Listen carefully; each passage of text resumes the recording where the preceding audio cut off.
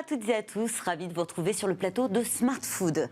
Enjeux, tendance, innovation, business, parcours, l'alimentation sous toutes ses formes, on en parle tous les matins sur Bismart avec mes invités et un menu renouvelé chaque jour. Et au menu aujourd'hui, eh bien, le burger est partout, il séduit à travers le monde, symbole de la mondialisation, symbole aussi de la junk food, de la malbouffe. Et pourtant, ce steak glissé entre deux pains briochés a bien changé. Une offre locale, premium, déclinée à toutes les sauces, y compris françaises.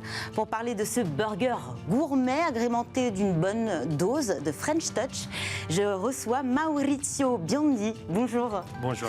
Vous êtes président directeur général de Big Fernand. Big Fernand, c'est cette enseigne française de restauration rapide haut de gamme. Elle est née il y a tout juste 10 ans et elle propose des hamburgers ou plutôt des hamburgers. Hamburgers, on dit comme ça. On dit hamburgers. Voilà, et que Big Fernand définit comme étant des burgers, mais en bien meilleur. On va revenir sur cette folie des burgers qui nous interroge. Comment expliquer que le burger ait autant de succès ? En France, en tout cas. En France, en tout cas. Je pense qu'il y a des raisons structurelles et des raisons conjoncturelles à ces succès. Dans le bon ordre, je pense que déjà, les Français mangent beaucoup de fromage, pain et viande. Ce sont les ingrédients de base des hamburgers. Donc ça, ce sont des ingrédients déjà acceptés. Ils aiment beaucoup le pain, effectivement. Et c'est déjà accepté. Donc c'est qu'il ne faut pas dépasser une grosse difficulté, une grosse barrière à l'entrée. Et la deuxième raison, c'est que dans le monde d'aujourd'hui, avec ce besoin de rapidité, et de manger bon et rapide, le burger a su répondre à ces besoins. Et après, il y a les succès des enseignes premium, comme la nôtre, qui a ouvert un champ qui n'était pas envisageable il y a juste 15 ans, dans ce qu'on appelle l'haut de gamme de burger premium, qui puisse allier la qualité des ingrédients à la rapidité des fast-food. On va revenir sur cette offre premium. Si je puis me permettre, vous êtes d'origine italienne. Est-ce qu'en Italie, on observe aussi cette folie des burgers ? Un peu moins, justement, parce qu'il y a un peu la pizza qui était le roi historiquement, et donc on ne consomme pas autant de pain, viande et fromage que les Français. Donc ça peut arriver, mais ça prendra plus de temps. C'est une habitude qui prendra plus de temps en Italie, je crois. Donc il y a une consommation per capita qui est un peu moins élevée. Et donc, je pense que la grosse différence, c'est ça, c'est que historiquement et que culturellement, les ingrédients proposés dans le burger sont des ingrédients déjà très bien acceptés et aimés par les Français. Et aujourd'hui, cette offre premium, quelles sont les particularités de ce burger gourmet ? On va avoir des produits de meilleure qualité, bien sourcés. Chez Big Fernand, ce sont des produits typiquement français. On ne va pas retrouver du cheddar, mais on va retrouver par exemple de la fourme d'Ambert. C'est ça le burger gourmet ? C'est exactement ça. Le pari au début, il y a 10 ans, était le suivant. Et si on prend le produit par excellence du fast-food, qui est l'hamburger, et on essaie de le twister ou de changer le paradigme avec des ingrédients de qualité. Finalement, le burger, c'est aussi un support d'innovation. On peut mettre ce qu'on veut à l'intérieur. Exactement. Par exemple, enlever le cheddar et proposer des fromages au lait cru, sourcés localement en France, c'était très courageux à l'époque. Et le consommateur nous a suivis. En deux mots, pour vous dire ce qui, pour nous, c'est la qualité d'un burger, qui fait la qualité, pour moi, ce sont trois choses. Des ingrédients frais. Nous, on ne propose pas des ingrédients surgelés, par exemple. Tout est sourcé, frais. Qui dit frais, d'ailleurs, dit local. Parce que, justement, aussi, cette histoire de promouvoir le kilomètre zéro ou le sourcing de circuits courts. Et troisième chose, si on arrive aussi à mettre de la qualité, un peu de label et de la responsabilité derrière écologique, encore mieux. Je pense que ça, c'est la combinaison parfaite. Donc, en deux mots, un burger qui a du pain frais. Nous, on utilise des boulangers du coin, locaux, qui proposent, qui envoient le burger 2 fois par jour dans nos restaurants. La viande est fraîche, donc vous pouvez choisir la cuisson. Le fromage, comme je disais, au lait cru. Et les herbes sont fraîches, coupées tous les jours au restaurant. Ça fait que si on injecte de la qualité, après le rendu est là. Et donc, on peut se permettre aussi d'arriver à des prix un peu premium sur le marché. Justement, vous parliez de prix. Aujourd'hui, il n'est plus du tout, ou en tout cas moins choquant, de débourser 15 € pour manger un hamburger. Le prix, c'est la qualité aussi. Alors, justement, le prix, pour moi, ce n'est que le résultat de la disponibilité à payer d'un consommateur. Donc, il y a un contrat de base avec ces consommateurs-là. Et après, nous, il faut rajouter de la qualité, de l'expérience. On reviendra sur ces points-là. De la responsabilité, de l'humain, de le service après-vente. Tout ça fait qu'au final, tu acceptes de payer en fait un burger 15, 16. Mais finalement, on a quelle cible sur le segment premium du burger? Nous, on a vraiment en fait ce qu'on appelle des CSP+, des actifs. Jeunes actifs 20 à 35 ans, plutôt la tranche d'âge en fait, sur laquelle on est un peu prioritaire. Et c'est clair que donc on joue sur un créneau à 180 en termes de prix par rapport à ce qu'est la moyenne de fast-food. Mais comme je vous disais, en fait, si on arrive à vendre, en fait, et les consommateurs, en fait, qu'on est là depuis 10 ans, en fait, on est leader de ces segments en fait, depuis la naissance, ça veut dire que le consommateur est prêt à faire à s'engager dans cette relation avec notre marque. Vous parliez d'expérience et vous venez de le dire, 10e anniversaire, donc 10e bougie soufflée par Big Fernand. Beaucoup de chemin parcouru évidemment, mais le succès a été quand même très rapide. Comment on peut l'expliquer? C'est une attente des Français d'avoir une offre plus qualitative sur le burger? C'est ce que je disais. Alors, à l'origine, je pense que les constats de base étaient les suivants. Je pense que peut-être vous le savez, mais jusqu'à il y a 15 ans, 20 ans, la pause déjeuner d'un salarié en France était de 1h30, plus ou moins. Aujourd'hui, 22 minutes. Donc, l'offre de qualité était un peu pauvre. En fait, l'idée d'être rentré dans ces créneaux avec une offre bonne et rapide a de facto répondu en fait, à un besoin qui était là. Donc, le marketing, en tout cas le business, c'est ça, essayer de répondre au mieux et satisfaire notre client comme on peut par rapport en fait, au trend du marché.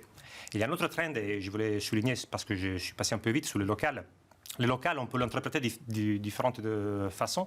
Nous, les dimensions clés, on en a 3. La première, c'est comme je disais, c'est favoriser les circuits courts. Donc, chaque restaurant fait appel à un boulanger local. Donc, oui, il n'y a pas de centrale finalement qui exactement. gère. Aujourd'hui, vous avez 61 restaurants. 61 restaurants en France. Donc, le boulanger de Brest n'est pas le même de Marseille. Donc, la recette est unique, mais produite tous les jours, en fait, d'une façon en fait, que ce soit fraîche pour les restaurants. Le deuxième élément du local, pour moi, c'est aussi la possibilité de promouvoir des cartes locales. Donc, quand je dis carte locale, c'est-à-dire que chaque atelier a un burger qui est sourcé avec des produits locaux. Je pense au maroilles, le fromage de Lille, par exemple, et aussi des bières qui sont sourcées avec les brasseurs de la région. Enfin, ça, c'est pour moi, ça veut dire pousser le local jusqu'au bout. Et finalement, dans chaque restaurant, on va trouver une offre unique. Exactement. Est-ce qu'à l'origine, il y avait une volonté de concurrencer le géant McDonald's ? Non, je ne crois pas. Je pense que c'était plus... c'est vrai qu'avec le nom Big Fernand, en fait, on va un peu le chahuter en fait, sous cet créneau-là. Mais comme je vous disais, en fait, ce sont tellement de concepts éloignés que les consommateurs n'est pas vraiment les mêmes. Ou en tout cas, quand tu franchis la porte d'un McDo, d'un Big Fernand, tu n'attends pas la même chose. On n'a pas les mêmes attentes. Exactement. Et justement, vous avez été le directeur marketing de McDonald's France entre 2016 et 2019, donc juste avant de rejoindre Big Fernand. Vous êtes passé du géant américain au petit pousset français. Des différences, il y en a forcément. Qu'est-ce que ça vous a appris? Qu'est-ce que ça vous apporte, cette nouvelle expérience? À moi personnellement, oui. En tant que président, mais la volonté d'être plus en contact avec une réalité d'une société petite, de taille S, et la faire devenir de taille M. C'était mon moteur profond de pouvoir en fait, accompagner cette marque que j'ai trouvé intéressante. C'était un cas d'école, une petite pépite française, et de mettre mes compétences au service de cette marque qui, je pense qu'il a créé un engouement en fait, autour de burgers et des consommateurs. Et c'est bien de participer à cette aventure. Donc je voulais écrire un chapitre de cette aventure. Et justement, quand vous avez pris les rênes de Big Fernand, on vous a chargé d'écrire l'acte 2 de Big Fernand, c'était juste avant la crise sanitaire. Est-ce que les nombreux mois de restrictions sanitaires que l'on vient de vivre a repensé, redessiné cet acte 2 qu'on vous avait confié? Tout à fait. Donc, on a parlé de qualité produit, pour nous important, et là, on parle de qualité service. Je pense que la crise d'aujourd'hui, ou les 2 ans de crise, n'ont fait qu'accélérer certains trends. Moi, j'en ai 2 en tête. Soyons clairs, le vrai gagnant, c'est l'e-commerce de cette crise. Donc, qui dit e-commerce dit transactions digitales et à distance, et une responsabilité sociale la plus importante à embrasser. Donc, Big Fernand a relevé ces défis. Sur la partie e-commerce, moi, je pense que l'acte 2, en tout cas l'acte 2 bis dans mon cas, c'était d'essayer de proposer la meilleure offre digital de proximité. On oppose souvent digital et proximité. Moi, je ne crois pas. Enfin, je pense que le digital fait partie de nos vies. Donc, on peut être digitalisé et proposer une offre en fait, qui est à 200 mètres de chez toi. Nous, on l'a fait. On l'a fait parce qu'embrasser la digitalisation, ça veut dire aussi avoir une carte plus courte pour être en fait moins complexe. Ça demande de s'adapter, effectivement, de pouvoir répondre à toutes les demandes qui sont a priori peut-être plus nombreuses. Et la carte plus courte, comme je disais, un packaging différent. Faire voyager un produit pour qu'il reste chaud. Sur le burger, d'ailleurs, en livraison, c'est pas un produit quand même presque idéal, j'ai envie de dire, où il y a quand même la gravité qui joue. Les burgers sûrement, et les frites à côté, c'est un peu plus challengeant. En fait, le défi est majeur parce qu'il faut garder la croustillante. Nous, par exemple, on a changé la typologie des pommes de terre, et une pomme de terre française agréable qui tient mieux la croustillance, et la boîte, on a dû la trouer, la rendre un peu plus adaptée à la livraison. Ça, ce sont des défis qui sont au quotidien si tu veux embrasser la digitalisation dans le sens de la consommation à distance ou en livraison. Sauf qu'en digital, il y a une stratégie à avoir, c'est de faire venir les clients via le digital, où on n'a pas pignon sur rue, et l'offre, surtout en burger, est considérable sur le digital. Comment on fait la différence? Ça dépend sur quel canal. Nous, on a lancé notre livraison propre. Donc, on va faire toute une stratégie d'essayer de convaincre le consommateur que l'expérience chez nous est bien meilleure de ce qu'ils peuvent avoir ailleurs. Pourquoi le choix de livraison en propre, d'ailleurs? Parce que je pense que là où on va, le food va vivre ce que les fringues ils ont vécu en fait, il y a 5-6 ans. C'est-à-dire que tu peux acheter en fait, des Nike sur Amazon ou dans la boutique Nike. Mais le service que tu as est différent. C'est-à-dire que le suivi et l'accompagnement de l'expérience est complètement différent. Et moi, je pense que les enseignes de food doivent embrasser cette révolution. Donc, en proposant en fait, notre service et en proposant aussi nos burgers à travers les plateformes de livraison, en fait, Uber Eats, Deliveroo, Just Eat. Donc, la Dark Kitchen, ce n'est pas un modèle vers lequel vous C'est un modèle qu'on a. C'est un modèle qu'on a lancé. La première, on l'a lancé d'ailleurs en mai 2020, jusqu'à l'issue de la crise.